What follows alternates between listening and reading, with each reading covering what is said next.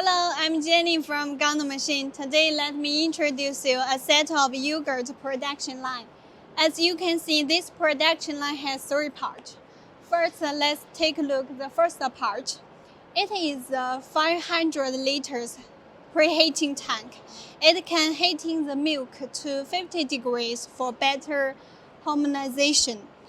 And the milk will transmit to the filtering tank through the pipelines. The filtering tank can remove the impurities in the milk. Then the milk will go to the homogenizer. It can improve the quality and the texture of the milk. Okay, let's take a look at the second part. The second machine is a 3-in-1 machine. Why we call it a 3-in-1 machine? Because this machine has three functions. The first function of it is sterilization function. It can heating the milk to 80 degrees to kill the microorganism in the milk.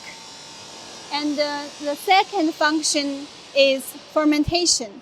If you want to make yogurt, you can add some bacteria into the milk to make the yogurt more flavorful.